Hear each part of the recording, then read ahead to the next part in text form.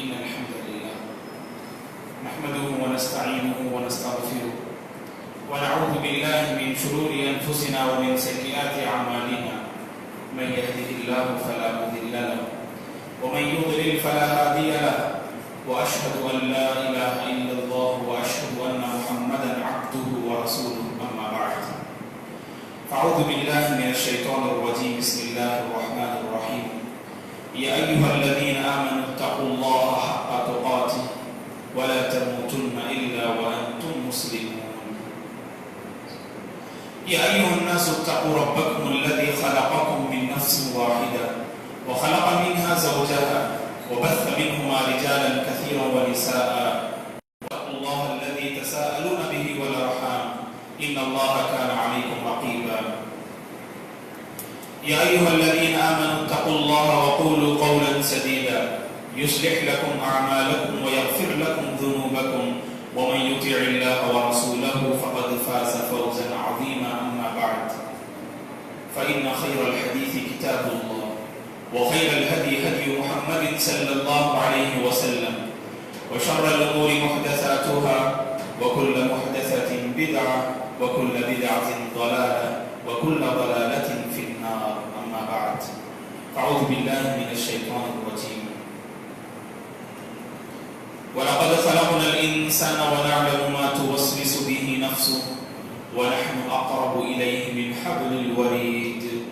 إذ يتلقى المتلقيان عن اليمين وعن الشمال قعيد ما يلفظ من قول إلا لديه رقيب عتيد وجاءت سكرة الموت بالحق ذلك ما كنت منه تحيد ونفخ في الصور ذلك يوم الوعيد وجاءت كل نفس معها سائق وشهيد لقد كنت في غفلة من هذا فكشفنا عنك غطاءك فبصرك اليوم حديد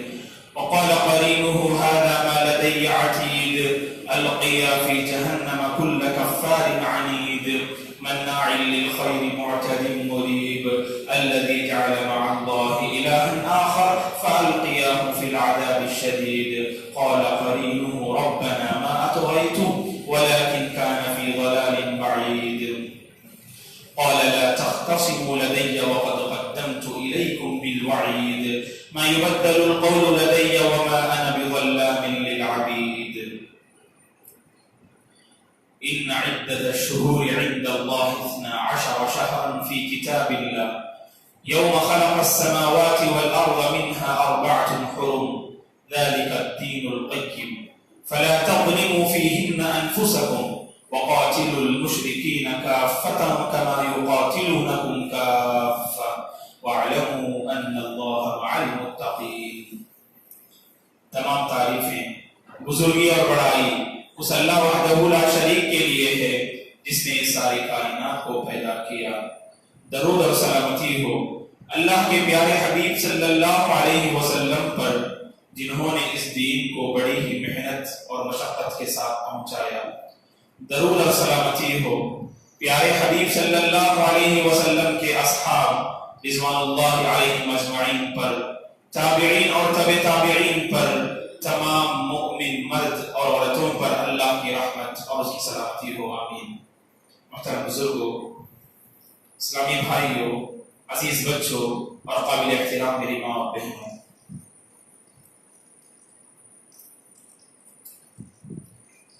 ذوالحجہ کے آخری عشرے میں ہم سانس لے رہے ہیں. ابھی قریب میں چند دنوں کے بعد ایک عظیم مہینے کا استقبال کرنے جا رہے ہیں جسے ہم ماہ محرم کے نام سے جانتے ہیں. یہ عظیم مہینہ ہے، حرمت والا مہینہ ہے. خطبہ مسنونہ کے بعد آپ کے سامنے ایک آیت کریمہ تلاوت کی گئی جو سورہ توبہ کی ہے، جس میں اللہ تبارک و تعالیٰ فرماتے ہیں ان عدت الشہور عند اللہ 12 شہرا فی کتاب اللہ یوم خلق السماوات والارض. بے شک مہینوں کی گنتی اللہ تبارک و تعالیٰ کے پاس 12 ہے. جس دن اللہ تبارک و تعالیٰ نے آسمان و زمین کو پیدا کیا، جس دن اللہ تبارک و تعالیٰ نے اس کائنات کو پیدا کیا، تو اسی وقت اللہ تبارک و تعالیٰ کے پاس یہ بات طے تھی کہ مہینوں کی گنتی پروردگار کے پاس 12 ہیں، اور کہا کہ منہا اربعۃ حرم، ان 12 مہینوں میں سے 4 مہینے حرمت والے مہینے قرار پاتے ہیں۔ اللہ تبارک و تعالیٰ نے یہ فیصلہ کیا، اور یہ حرمت والوں کا فیصلہ رب العالمین نے اپنی جانب سے کیا ہے۔ جس وقت پروردگار نے اس ساری کائنات آسمان و زمین کو پیدا کیا تو اسی وقت اللہ کے پاس یہ بات قرار پائی کہ مہینوں کی گنتی 12 ہیں، اور 12 میں سے 4 مہینے حرمت والے ہوں گے۔ ذالک الدین القیم، اور کہا کہ یہ مضبوط دین ہے، یہ درست دین ہے، اس میں کسی کو نہ ذرہ برابر اضافے کی گنجائش ہے اور نہ ذرہ برابر کمی کی گنجائش ہے۔ یہ مضبوط دین ہے، یہ قائم رہنے والا دین ہے، اور اسی دین پر قائم رہ کر انسان کامیابی حاصل کر سکتا ہے۔ اور یہ حرمت والے مہینے کون سے ہیں؟ اس کی وضاحت کرتے ہوئے اللہ کے رسول صلی اللہ علیہ وسلم نے فرمایا، صحیح بخاری کی حدیث ہے، ابو بکر رضی اللہ عنہ اس حدیث کے راوی ہیں کہ اللہ کے رسول صلی اللہ علیہ وسلم نے فرمایا، السنة 12 شهرا منها 4 حرم 3 متواليات ذو الحجة وذو القعدة وذو الحجة والمحرم ورجب مضر الذي بين جمادى وشعبان۔ امام بخاری رحمۃ اللہ علیہ اپنی صحیح میں اس حدیث کو نقل کرتے ہیں کہ اللہ کے رسول صلی اللہ علیہ وسلم نے فرمایا کہ السنۃ 12 شہرا، کہ سال کے 12 مہینے ہوا کرتے ہیں، منہا 4 حرم، ان میں سے 4 حرمت والے مہینے ہوا کرتے ہیں، 3 متوالیات، یہ حرمت والے جو 4 مہینے ہوا کرتے ہیں ان میں سے 3 لگاتار آتے ہیں۔ پہلا مہینہ ذوالقعدہ کا ہے، اس کے بعد ذوالحجہ، اور اس کے بعد محرم کا مہینہ ہوا کرتا ہے۔ اور پھر اللہ کے رسول نے فرمایا ورجب مضر، اور رجب کا مہینہ الذی بین جمادى وشعبان، جو جمادى الاخری اور رجب کے بالکل شعبان کے بالکل مابین میں ہوتا ہے، یہ بھی حرمت والا مہینہ ہے۔ تو پتہ چلا اللہ کے پاس 4 حرمت والے مہینے ہیں، رجب، ذوالقعدہ، ذوالحجہ اور محرم۔ اور جس مہینے میں ہم سانس لے رہے ہیں یہ بھی حرمت والا مہینہ ہے، جسے ہم ذوالحجہ کہتے ہیں، اور جس مہینے کا ہم استقبال کرنے جا رہے ہیں وہ بھی حرمت والا مہینہ ہے، جسے ہم محرم کے نام سے جانتے ہیں۔ دوستو، یہ اسلامی تاریخ اور اسلامی تواریخ کو ہم میں سے ہر ایک کو یاد رکھنا چاہیے اور اس سے دلچسپی ہونی چاہیے، اور یہی شاعر اسلام کی تعظیم کی پہچان ہے۔ یہ اللہ تبارک و تعالیٰ کے پاس حرمت والے مہینے ہیں، تو اس کا مطلب کیا ہے؟ اہل علم نے کہا کہ حرمت والے مہینے کا مطلب کہ ان مہینوں کی تعظیم ہر مسلمان کے دل میں ہونی چاہیے، ان مہینوں کا احترام بقیہ مہینوں کے مقابلے میں کچھ خصوصیت کے ساتھ اپنے دل میں کرنا چاہیے۔ زمانے جاہلیت کی بہت ساری خرابیاں ہم جانتے ہیں دوستو۔ زمانے جاہلیت کے اندر لوگوں کے اندر بہت ساری خامیاں تھیں، بہت ساری خرابیاں تھیں، خون خرابہ اور لوگوں کے درمیان نفرت و افتراق کا ماحول پیدا کرنا، اور معمولی بات پر برسوں تک لڑائی کو جاری رکھنا، اور اتحاد کا نہ ہونا، اور زناکاری میں مبتلا ہونا، اور لوگوں کو دھوکہ دینا، یہ سب ایسی اخلاقی برائیاں تھیں جو عرب دنیا میں پائی جاتی تھی، جو زمانے جاہلیت میں لوگ ان سب برائیوں کے عادی تھے اور ان سب برائیوں میں ملوث تھے اور مبتلا تھے۔ لیکن آپ کو یہ بات معلوم ہونی چاہیے، ان کے اندر آزار برائیاں صحیح، لیکن جب حرمت والے مہینے آتے تو اپنے آپ کو لڑائی سے اور جھگڑے سے اپنے آپ کو روک لیا کرتے تھے، اس لیے کہ انہیں پتا تھا یہ حرمت والے مہینے ہیں، اور حرمت والے مہینے میں خون خرابہ یہ پروردگار کو پسند نہیں، اس لیے ان کے اندر ہزار برائیاں پائی جاتی تھی، لیکن جیسے ہی حرمت والے مہینے میں داخل ہوتے یہ لوگ تلوار کو روک لیا کرتے تھے، اور اپنے آپ کو خون خرابے سے روک لینا یہ عرب دنیا کا شیوا، یہ عرب دنیا کی عادت تھی دوستو۔ اور اسی لیے اللہ نے خصوصیت کے ساتھ کہا کہ منها 4 حرم، کہ ان مہینوں میں 4 حرمت والے مہینے ہیں، اور کہا فلا تظلموا فيهن انفسكم، ان حرمت والے مہینوں کا تقاضا یہ ہے کہ ان حرمت والے مہینوں میں تم اپنے آپ پر ظلم نہ کرو، تم اپنے آپ پر ظلم نہ کرو۔ بندہ اپنے آپ پر ظلم کب کرتا ہے دوستو؟ بندہ اپنے آپ پر ظلم کب کرتا ہے؟ جب وہ غلطی کرتا ہے، نافرمانی کرتا ہے، فسق و فجور کے کام انجام دیتا ہے، اللہ تبارک و تعالیٰ کی ناراضگی کو مول لیتا ہے، گناہ کے میدان میں قدم کو آگے بڑھاتا ہے اور ایسے معاملات کو انجام دیتا ہے جن معاملات کے پیچھے اللہ کی ناراضگی ہوتی ہے اور دوزخ کی وعیدیں سنائی جاتی ہیں، اور جس میں اللہ تعالیٰ کی غیظ و غضب کی بات سنائی جاتی ہے اور جہنم کی وعیدیں سنائی جاتی ہیں، تو گویا کہ ایسے معاملات کا بندہ اگر مرتکب ہوتا ہے، ایسے معاملات کا بندہ اگر انجام دیتا ہے، تو گویا کہ کہا کہ اس نے اپنے آپ پر ظلم کیا۔ اور اللہ تعالیٰ کہتے ہیں کہ مہینوں کی گنتی، اللہ سال کے 12 مہینے ہوا کرتے ہیں اور ان میں اللہ تبارک و تعالیٰ کے پاس 4 حرمت والے مہینے ہیں، اور ان حرمت والے مہینوں میں اپنے آپ پر ظلم نہ کرو، گناہ کر کے، اللہ کی نافرمانی کر کے، تعلیمات شریعت کی خلاف ورزی کر کے اور سنت رسول کی مخالفت کر کے تم اپنے آپ پر ظلم نہ کرو۔ یہ اللہ کی کرم فرمائی ہے دوستو کہ اللہ تبارک و تعالیٰ ہم بندوں کو قدم قدم پر ایسے مواقع عطا کرتے ہیں، ایسے مقدس مہینے اور ایسی مقدس گھڑیاں ہماری زندگی میں لے آتے ہیں تاکہ بندہ ان مقدس گھڑیوں میں اپنے آپ کو بنانے میں کامیاب ہو جائے، اپنے آپ کو بنانے میں کامیاب ہو جائے اور اللہ تبارک و تعالیٰ کو منانے میں وہ کامیاب ہو جائے، اور گناہوں میں جو اس کی زندگی میں تیزی نظر آتی ہے اس تیزی کو کم کرنے میں وہ کامیاب ہو جائے۔ اللہ تعالیٰ یہی چاہتے ہیں ان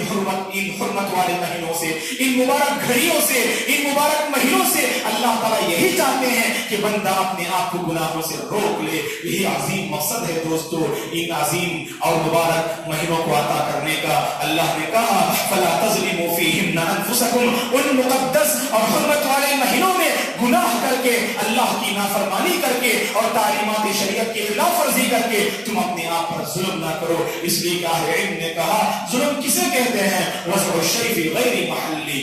ایک چیز کا ایک مقام ہوتا ہے، اگر آپ نے اس چیز کا وہ مقام عطا نہ کیا، اس کا ایک دوسرا مقام آپ نے عطا کیا، اسی کو ظلم کہا جاتا ہے۔ اور اسی لیے کہا کہ شرک یہ سب سے بڑا ظلم ہے۔ ہونا تو یہ چاہیے کہ جس نے ساری کائنات کو پیدا کیا، جس نے ہماری ذات کو پیدا کیا، جس نے ساری نعمتوں کو عطا کیا، اسی کی عبادت، اسی کی بندگی بجا لانی چاہیے۔ یہی تو انصاف کا تقاضا ہے کہ انسان اس ذات کی عبادت کو بجا لائے یا اس ذات کی بندگی کو بجا لائے یا اس ذات کے آگے اپنا سر جھکائے جس نے اس ساری کائنات کو پیدا کیا۔ لیکن بندہ اللہ کو چھوڑ کر دوسروں کے آگے اپنا سر جھکاتا ہے، مطلب یہ ہے کہ وہ بندہ اپنے آپ پر ظلم کرتا ہے، مطلب یہ ہے کہ اللہ تبارک و تعالیٰ کے ساتھ وہ بندہ ظلم کا معاملہ کرتا ہے۔ اسی لیے کہا کہ ان الشرک لظلم عظیم، ان الشرک لظلم عظیم، بے شک یہ شرک یہ بہت بڑا ظلم ہوا کرتا ہے۔ تو ظلم کا مطلب ہے کہ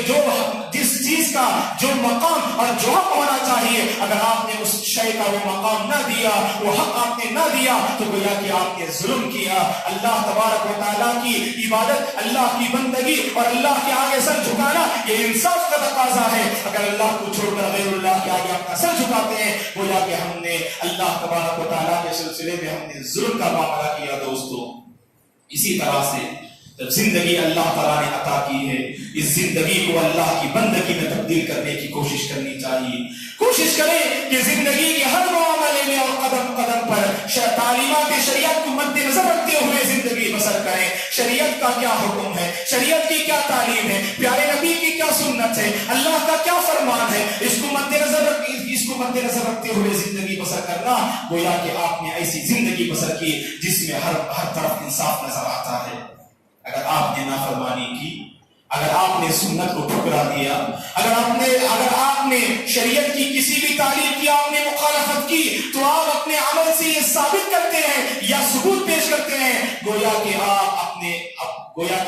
اپنے اوپر ظلم کر رہے ہیں دوستو۔ گناہ کے ذریعے سے اپنے اوپر ظلم نہ کرنا، شریعت کی خلاف ورزی کے ذریعے سے اپنے اوپر ظلم نہ کرنا، اللہ تبارک و تعالیٰ کی نافرمانی کے ذریعے سے اپنے اوپر ظلم نہ کرنا، اور خصوصاً یہ مقدس مہینے جو اللہ تعالیٰ عطا کرتے ہیں ہماری زندگی میں، ان مہینوں کی قدر کرنی چاہیے دوستو۔ اس لیے کہ اہل علم نے کہا فَلَا تَظْلِمُوا فِيهِنَّ أَنفُسَكُمْ، جو اللہ تعالیٰ اس آیت میں فرماتے ہیں کہ ان حرمت والے مہینوں میں اپنے آپ پر تم ظلم نہ کرو، مطلب یہ ہے اگر بندہ حرمت والے مہینوں میں غلطی کرتا ہے، بقیہ مہینوں میں غلطی کرنا بھی غلط ہے، اس سے باز آنا چاہیے، یہ اللہ تعالیٰ کی ناراضگی کو مول لینے والا عمل ہوتا ہے۔ لیکن اگر حرمت والے مہینوں میں اگر بندہ غلطی کرتا ہے، نافرمانی کرتا ہے، گناہ کے میدان میں آگے بڑھتا ہے، تو اللہ تبارک و تعالیٰ اس بندے سے بہت زیادہ ناراض ہو جاتے ہیں، اور اس کے کھاتے میں، اس کے نامہ اعمال میں بقیہ مہینوں میں اگر غلطی کرے تو جتنے گناہ لکھے جائیں گے اس سے کہیں زیادہ حرمت والے مہینے میں غلطی کرنے سے اللہ تبارک و تعالیٰ فرشتوں کے ذریعے اس کے نامہ اعمال میں غلطیاں لکھتے ہیں۔ اس یہ بات مفسرین اس آیت کی تفسیر میں لکھتے ہیں فلا تظلموا فیہن انفسکم، لہذا ان مہینوں کی قدر کرنی چاہیے، ان مہینوں کی قدر کرنی چاہیے، ان مہینوں کا احترام اپنے دل میں پیدا کریں۔ دوستو جب تک احترام ہم پیدا نہیں کریں گے، یاد رکھیں یہ سارے مہینے اللہ تعالیٰ کی مخلوق ہیں، اللہ تعالیٰ نے انہیں پیدا کیا ہے، اور جب سے اللہ نے کائنات کو پیدا کیا اس وقت اللہ نے فیصلہ کر لیا کہ یہ سال کے 12 مہینے ہوا کریں گے، اور 12 مہینوں میں 4 مہینے حرمت والے ہوا کرتے ہیں، ذوالقعدہ، ذوالحجہ اور محرم الحرام اور رجب المضر، یہ 4 ایسے مہینے ہیں جو اللہ کے پاس حرمت والے مہینے ہیں۔ جب اللہ کے پاس یہ حرمت والے مہینے ہیں تو ہم بندوں کے پاس بھی اس کا احترام اپنے دل میں پیدا کرنے کی ضرورت ہے۔ اور یاد رکھیں ان حرمت والے مہینوں کا احترام کرنا اور شعائر اللہ کی تعظیم کرنا یہ تقویٰ کی دلیل ہے، جیسا کہ اللہ نے قرآن مجید میں کہا وَمَن يُعَظِّمْ شَعَائِرَ اللَّهِ فَإِنَّهَا مِن تَقْوَى الْقُلُوبِ، جو بندہ اللہ تعالیٰ کے شاعر، اللہ کی نشانیوں کی جو بندہ تعظیم کرتا ہے، احترام کرتا ہے، دراصل یہ تقوی کی دلیل ہے۔ آپ کے دل میں تقوی پایا جاتا ہے، اس کی کیا دلیل ہے؟ آپ اللہ تعالیٰ کی شاعر، اللہ کی نشانیوں کی آپ تعظیم کریں، اور اللہ کی نشانیوں میں یہ حرمت والے مہینے بھی ہوا کرتے ہیں۔ دوستو لہذا ان 4 مہینوں کا ہم خصوصیت کے ساتھ احترام کرنا چاہیے، اور جس عظیم مہینے کا ہم استقبال کرنے جا رہے ہیں جو محرم کا مہینہ ہے، آپ کو معلوم ہونی چاہیے یہ اسلامی سال نو کا آغاز اسی مہینے سے ہوا کرتا ہے۔ اسلامی سال نو کا آغاز، نئے سال کا آغاز اسی محرم کے مہینے سے ہوا کرتا ہے، اور ہماری اپنی تاریخ میں جس مہینے سے ہماری اپنی تاریخ کا اختتام ہوتا ہے وہ ذوالحجہ ہوا ہے، ذوالحجہ ہے۔ اسی سے اہل علم نے کہا کہ سال کی شروعات حرمت والے مہینے سے ہوتی ہے تو سال کا اختتام بھی حرمت والے مہینے سے ہوتا ہے۔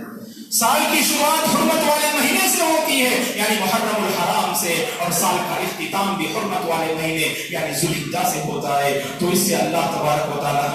ہمیں تعلیم دینا چاہتے ہیں کہ سال کا اختتام ہو یا سال کی شروعات، بندے کو ہر قدم پر، ہر معاملے میں شریعت کی پیروی کرنی چاہیے اور اللہ تبارک و تعالیٰ کی اطاعت کرنی چاہیے۔ اور خاص کر جس نئے سال کا ہم آغاز کرنے جا رہے ہیں جسے ہم محرم الحرام کہتے ہیں، تو اس محرم الحرام میں ایک دن ایسا آتا ہے جس کو ہم عاشورہ کے نام سے جانتے ہیں، اور عاشورے کے دن روزہ رکھنا یہ مسنون ہے۔ آپ کو یہ بات معلوم ہونی چاہیے کہ رمضان کے روزے فرض ہونے سے پہلے مسلمانوں پر عاشورے کا روزہ فرض تھا۔ رمضان کے روزے فرض ہونے سے پہلے عاشورے کا روزہ مسلمانوں پر فرض تھا، اور رمضان کے روزے کب فرض قرار پائے؟ جب آپ صلی اللہ علیہ وسلم مکہ سے مدینہ ہجرت کرتے ہیں۔ ہجرت کرنے کے بعد دوسرے سال رمضان کے روزے فرض قرار پاتے ہیں۔ دوستو ہجرت کے دوسرے سال یعنی 2ویں ہجری میں رمضان کے روزے فرض قرار پائے، اور اس سے پہلے جب آپ مکی زندگی کو پڑھ کر دیکھیں اور اسی طرح سے مدینے کی ابتدائی 2 سال کی زندگی آپ پڑھ کر دیکھیں تو آپ کو پتا چلے گا مسلمانوں پر روزہ فرض تھا، لیکن رمضان کے روزے فرض نہیں تھے بلکہ عاشورے کا روزہ فرض تھا۔ اسی وجہ سے ربیع بنت معوذ رضی اللہ عنہا فرماتی ہیں، صحیح بخاری اور مسلم کی حدیث ہے، اللہ کے رسول صلی اللہ علیہ وسلم نے صحابہ اکرام رضوان اللہ علیہ مجمعین کو عاشورے کا روزہ رکھنے کا آپ نے حکم دیا کہ عاشورے کا روزہ رکھنا ہر ایک پر ضروری ہے۔ تو ربیع بنت معوذ رضی اللہ عنہا فرماتی ہیں کہ عاشورے کا روزہ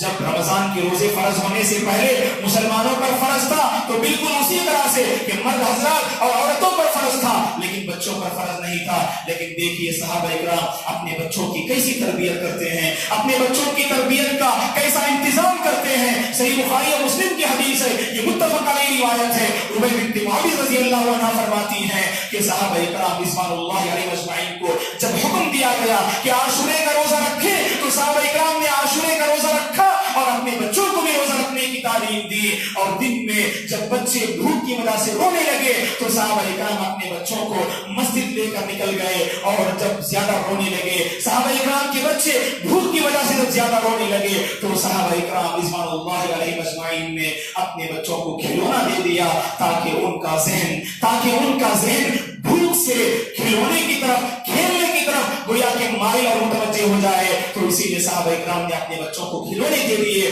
تاکہ وہ بھوک کی طرف سے ان کا ذہن نکل کر گویا کہ کھیل کود میں مصروف ہو جائیں۔ تو اس طرح صحابہ اکرام اپنے بچوں کی بچپن ہی سے تربیت کیا کرتے تھے دوستو۔ تو اسی طرح سے جیسے ہم نے اپنے بچوں کی تربیت کی، رمضان کے روزے ہم نے اپنے بچوں کو رکھنے کی ہم نے تعلیم دی، اور الحمدللہ اللہ کے فضل و کرم سے معاشرے کے بہت سارے بچوں نے بڑے افراد کے ساتھ، بڑے لوگوں کے ساتھ، معاشرے کے ننھے منھے معصوم بچوں نے رمضان کے عظیم روزے ادا کیے اور عظیم روزے رکھے۔ تو اسی طرح سے کوشش کرنی چاہیے۔ میں گھر کے ذمہ دار، گھر کے والدین اور سرپرستوں سے میری گزارش ہے کہ کوشش کریں کہ عاشورے کا روزہ آپ بھی رکھیں اور اپنے گھر میں رہنے والے بچوں کو بھی اس کی تلقین کیا کریں، اس کی تاکید کیا کریں۔ اس لیے کہ یاد رکھیں دوستو، اگر ہم نے اپنے بچوں کو بچپن ہی سے دین پر اور بھی اسلامی شریعت پر اگر ہم نے تربیت کرنے کی اگر ہم نے کوشش کی، یہی بچے جب مستقبل میں اگر ان کی زندگی کو دیکھیں آپ تو ان میں دینی رنگ نظر آئے گا،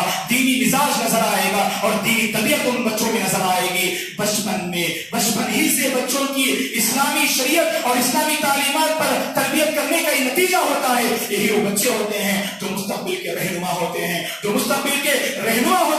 مستقبل میں بہت ساری ذمہ داریوں کو سنبھالنے والے ہوتے ہیں۔ تو ایسے میں ہم ماں باپ اور ہم ذمہ داروں پر یہ ذمہ داری عائد ہوتی ہے کہ جہاں ہم روزے رکھنے کا اہتمام کرتے ہیں تو اپنے بچوں کو بھی روزہ رکھنے کی تلقین اور تاکید کیا کریں۔ اس لیے کہ اللہ کے رسول صلی اللہ علیہ وسلم نے فرمایا کہ عاشورے کا روزہ رکھنے سے کیا فائدہ نصیب ہوتا ہے؟ گزشتہ ایک سال کے گناہ معاف ہوتے ہیں۔ احتسب علی اللہ ان یکفر السنۃ التي قبلہ، کہ گزشتہ ایک سال کے گناہ اللہ تبارک و تعالیٰ عاشورے کا روزہ رکھنے سے معاف کر دیتے ہیں۔ اور جب آپ مدینہ آتے ہیں اور آپ نے دیکھا کہ یہودی بھی عاشورے کا روزہ رکھتے ہیں تو آپ نے پوچھا کہ تم روزہ کیوں رکھتے ہو؟ تو یہودیوں نے کہا ہم روزہ اس لیے رکھتے ہیں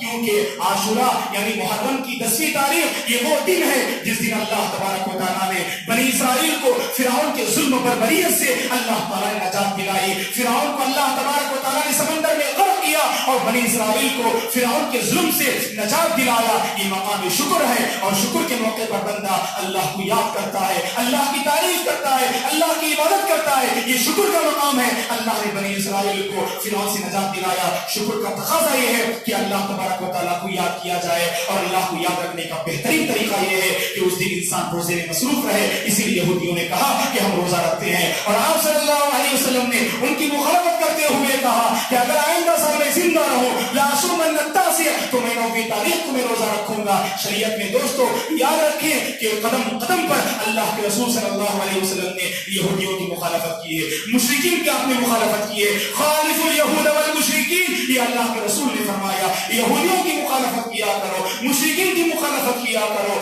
یاد رکھیں ان نوجوانوں سے میں اپیل کرتا ہوں، ان نوجوانوں سے میں گزارش کرتا ہوں جو ویسٹرن کلچر کے نام پر ایسی تہذیب کو اپناتے ہیں جو اسلامی تہذیب کے بالکل خلاف ہوتی ہے، اور فخر محسوس کرتے ہیں ان لوگوں کے کلچر کو اپنانے میں جن لوگوں کے کلچر کی مخالفت کرنے کی اللہ کے رسول نے تعلیم دی ہے۔ لیکن افسوس کے ساتھ کہنا پڑتا ہے ہمارے اپنے نوجوان زندگی کی کتنے ایسے معاملات ہیں جن میں اسلامی تعلیمات پر عمل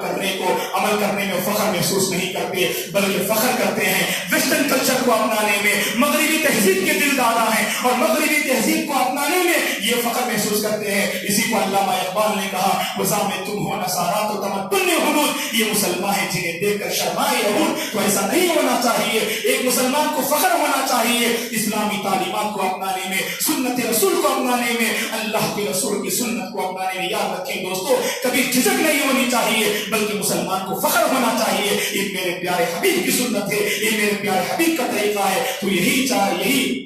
میں نوجوانوں سے اپیل کرتا ہوں کہ زندگی کے ہر معاملے میں قدم قدم پر کوشش کریں کہ ہم جو ہے یہودیوں کی مخالفت کریں اور یہودیوں کی مشابہت سے پرہیز کریں، ان تمام طریقوں سے اپنی زندگی کو باز رکھیں جو طریقے کی یہودیوں کے ہیں یا غیر مغربی تہذیب کی جو لعنت ہے ان سے ہم میں سے ہر ایک کو پرہیز کرنے کی ضرورت ہے. اور اسی طرح سے محرم کے موقع پر ہم میں سے ہر ایک کو جو بات یاد دلانی ہے وہ یہ دوستو، جیسا کہ ہم جانتے ہیں اور یہ بات ہم میں سے ہر ایک تسلیم کرتے ہیں، جب سال کا اختتام ہوتا ہے جو تجارت کرنے والے حضرات ہوتے ہیں، جو بزنس مین حضرات ہوتے ہیں یا جو عام بیوپاری ہوتے ہیں کہ اپنی ایک مدت ختم ہونے کے بعد اپنی بزنس کا جائزہ لیتے ہیں، اپنی تجارت کا جائزہ لیتے ہیں، تو اسی طرح سے سال کے اختتام کے موقع پر ہم یہ نہیں کہتے کہ صرف سال کے اختتام کے موقع پر یا سال کی شروعات پر آپ اپنے آپ کا محاسبہ کریں، آپ اپنے آپ کا جائزہ لیں، بلکہ مسلمان سے شریعت یہ مطالبہ کرتی ہے کہ قدم قدم پر وہ اپنا محاسبہ کرے،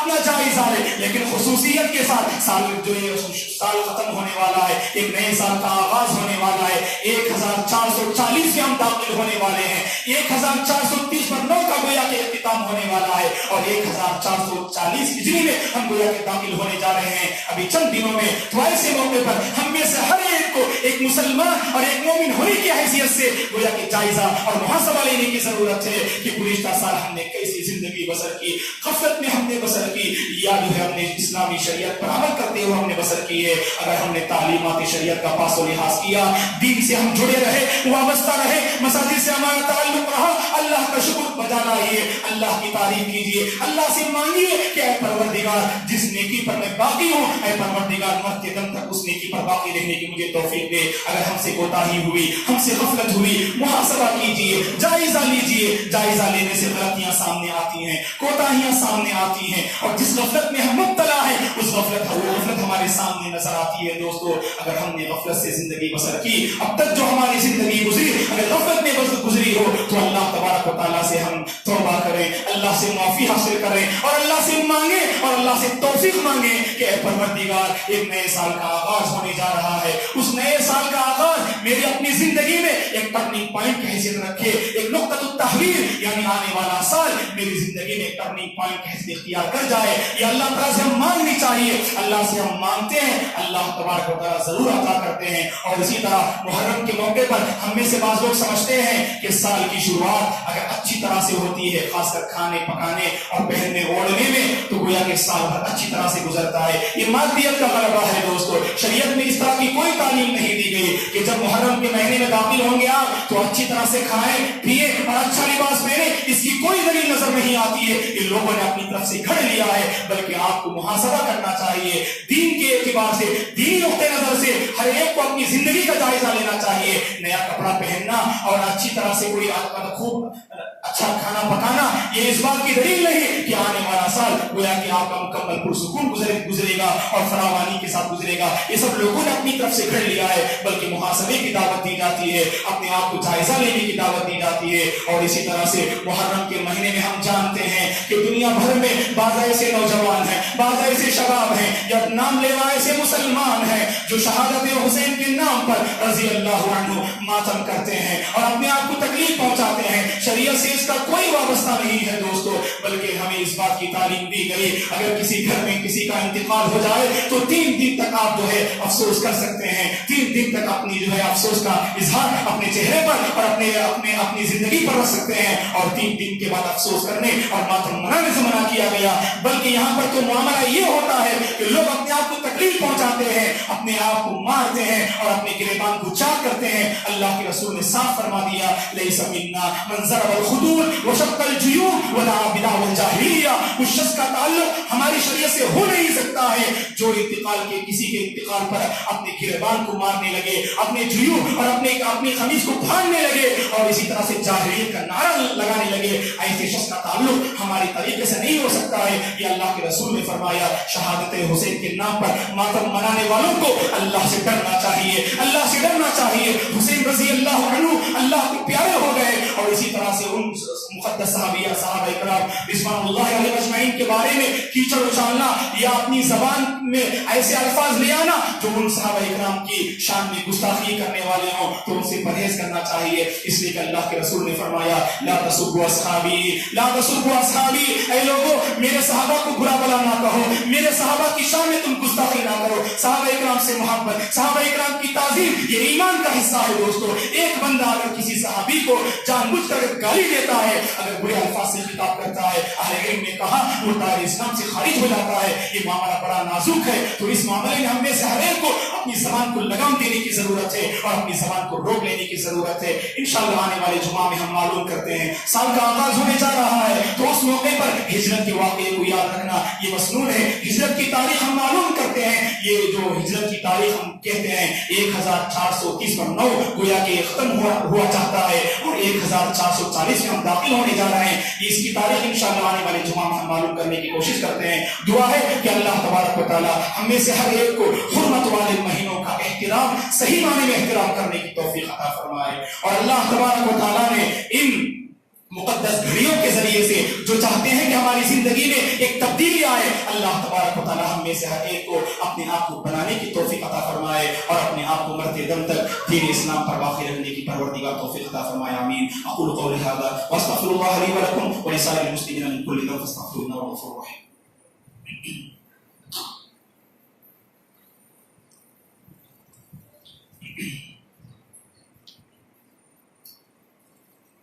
إن الحمد لله نحمده ونستعينه ونستغفره ونعوذ بالله من شرور أنفسنا ومن سيئات أعمالنا. من يهده الله فلا مضل له ومن يضلل فلا هادي له, وأشهد أن لا إله إلا الله وأشهد أن محمدا عبده ورسوله. أما بعد فأعوذ بالله من الشيطان الرجيم. بسم الله الرحمن الرحيم. إن الله وملائكته يصلون على النبي يا أيها الذين آمنوا صلوا عليه وسلموا تسليما. اللهم صل على محمد وعلى آل محمد كما صليت على إبراهيم وعلى آل إبراهيم إنك حميد مجيد. اللهم بارك على محمد وعلى آل محمد كما باركت على إبراهيم وعلى آل إبراهيم إنك حميد مجيد. اللهم أعز الإسلام والمسلمين وأذل الشرك والمشركين. اللهم أصلح أحوال المسلمين في فلسطين. اللهم أصلح أحوال المسلمين في بورما. اللهم أصلح أحوال المسلمين في الهند. اللهم أصلح أحوال الناس في كيرلا. اللهم أصلح أحوال الناس في كل مكان يا رب العالمين ويا أكرم الأكرمين. اللهم لا تدع لنا ذنبا إلا غفرته ولا هما إلا فرجته ولا دينا إلا قضيته ولا مريضا إلا شفيته ولا حاجة من حوائج الدنيا والآخرة إلا قضيتها يا رب العالمين. اللهم إنا نسألك الهدى والتقى والعفاف والغنى. عباد الله رحمني ورحمكم الله, فأعوذ بالله من الشيطان الرجيم. إن الله يأمر بالعدل والإحسان وإيتاء ذي القربى وينهى عن الفحشاء والمنكر والبغي يعظكم لعلكم تذكرون. اذكروا الله العظيم يذكركم ولذكر الله تعالى أكبر والله يعلم ما تصنعون.